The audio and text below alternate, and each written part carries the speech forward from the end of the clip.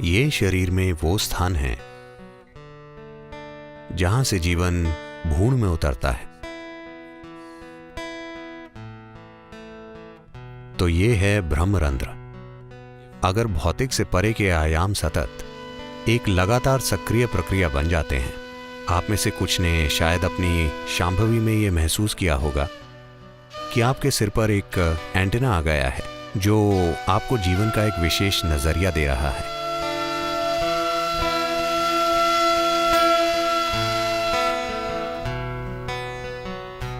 अगर आपके घर में एक नवजात शिशु है तो आप देखेंगे कि कपाल का एक विशेष हिस्सा पूरा नहीं बना है। क्या आपने ध्यान दिया है? तो बच्चे को कोमलता से संभालना होता है। वहां पर सिर्फ त्वचा होती है, कोई हड्डी नहीं होती। तो यौगिक शब्दावली में इस भाग को ब्रह्मरंध्र कहते हैं। रंध्र का मतलब होता है एक मार्ग, जैसे छोटा छेद या सुरंग का मार्ग। तो इसे ब्रह्मरंध्र कहते हैं। तो ये शरीर में वो स्थान है जहां से जीवन भ्रूण में उतरता है। क्योंकि जीवन भ्रूण में आ गया है और जीवन अपने विकल्पों को खुला रखता है, यानी क्या ये शरीर उसे कायम रखने में सक्षम है या नहीं, तो जीवन विकल्प खुले रखता है। जीवन प्रक्रिया में इतनी जागरूकता होती है तो ये आखिरी मिनट तक उस चौर दरवाजे को खुला रखता है। वो इसे खुला रखना चाहता है। अगर वो अपने अस्तित्व के लिए उस शरीर को उपयोगी नहीं पाता तो वो शरीर को छोड़ देगा और ये शरीर के किसी दूसरे मार्ग से नहीं जाना चाहता। ये वहीं से जाना चाहता है जहां से आया था। एक अच्छा मेहमान हमेशा सामने के दरवाजे से अंदर आता है और सामने के दरवाजे से बाहर जाता है। अगर वो सामने के दरवाजे से आता है और पीछे के दरवाजे से बाहर जाता है तो मतलब उसने आपका घर साफ कर दिया है। So he wants to go out to the same door, so he keeps it open till the last minute. He wants to keep his choices. तो वो उसी दरवाजे से बाहर जाना चाहता है तो वो उसे खुला रखता है। आखिरी मिनट तक वो अपना विकल्प बरकरार रखना चाहता है। ऐसे कई मामले हैं। अगर यहाँ डॉक्टर या प्रस्तुति विशेषज्ञ हैं तो आपको पता होगा कि ऐसे तमाम मामले होते हैं जहां सभी चिकित्सा मापदंडों के अनुसार भ्रूण स्वस्थ था, सब कुछ ठीक था, पर किसी कारण से एक मृत शिशु पैदा हुआ। बस इसलिए क्योंकि अंदर मौजूद जीवन अभी भी चुन रहा था। अगर उसे लगता है कि ये शरीर गलत तरह का बन रहा है। जीवन की अपनी कर्म संरचना है और भ्रूण में माता पिता का कर्म है।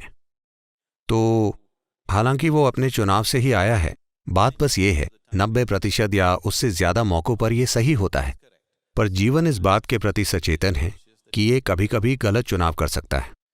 तो यही कारण है कि गर्भावस्था के दौरान एक गर्भवती महिला के आसपास एक अलग तरह का वातावरण बनाने के लिए बहुत सी सावधानियां बरती जाती थीं। अब हम ये सब छोड़ रहे हैं। आज गर्भवती महिलाएं काम पर जाती हैं, सिनेमा जाती हैं, वे सभी जगह जाती हैं। ऐसी चीजें अब नहीं की जाती हैं। ये सिर्फ इस उम्मीद से किया जाता था कि something better than who both of you are comes into your womb. आप दोनों से बेहतर प्राणी आपके गर्भ में आए। आप जानते हैं कि मैं क्या कह रहा हूं? आप पति पत्नी हैं, आपके कुछ खास गुण हैं। आप चाहते हैं कि आपका बच्चा बस आपकी तरह नहीं बल्कि आपसे ऊंची गुणवत्ता का हो। आपसे बेहतर प्राणी आपके गर्भ में आना चाहिए। उस वजह से गर्भावस्था के एक खास चरण के बाद एक पति को भी उस महिला को देखने की अनुमति नहीं थी, क्योंकि उसे आराम और खुशहाली की एक खास अवस्था में रखना होता था। एक खास तरह के विचारों के साथ, एक खास तरह के वातावरण में, हर तरह से उसके सिस्टम को खुश रखने की कोशिश होती थी। सही तरह की सुगंध, ध्वनियां, मंत्र, भोजन, हर चीज, ताकि उसका शरीर एक ऐसी अवस्था में हो जिससे सही किस्म के प्राणी को निमंत्रण दे। शायद आज की दुनिया में इन सब चीजों का सवाल ही नहीं उठता।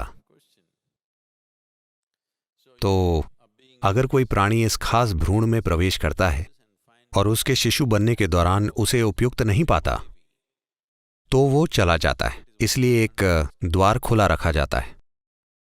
तो ये ब्रह्मरंध्र है।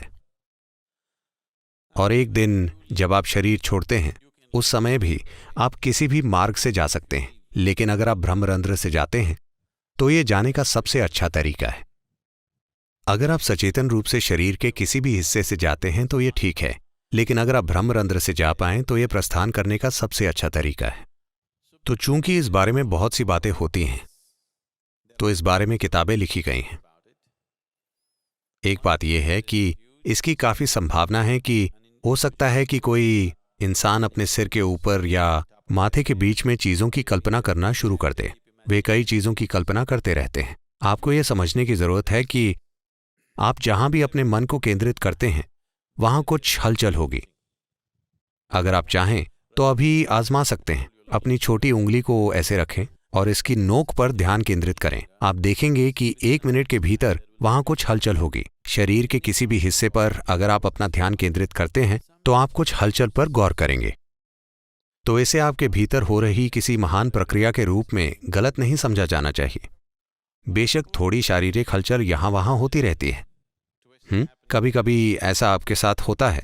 आप सो रहे होते हैं, शरीर का कोई हिस्सा थोड़ा सा हिलता डुलता है और ये और वो। खासकर अगर आप बहुत नर्वस हों तो ऐसा आपके साथ अक्सर हो सकता है। अगर आप सहज हैं तो शायद ऐसा ना हो। अगर आप थोड़े तनाव या दबाव में हैं तो ये आपके विभिन्न अंगों में हो सकता है, तो उसे भी गलत लेने की जरूरत नहीं है।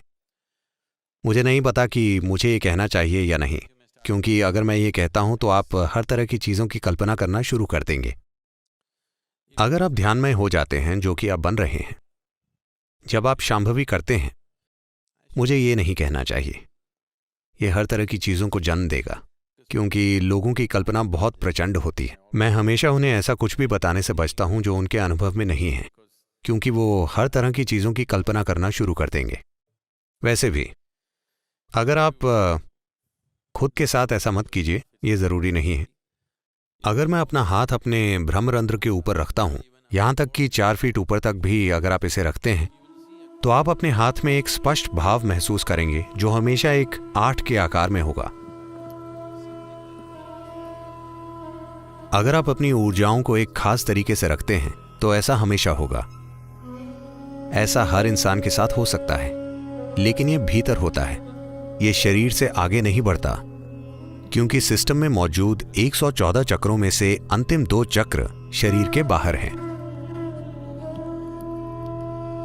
अगर भौतिक से परे आयाम सतत एक लगातार सक्रिय प्रक्रिया बन जाते हैं, आप में से कुछ ने अपनी शांभवी में कुछ पल के लिए यह महसूस किया होगा कि आपसे परे की कोई चीज सक्रिय हो गई है।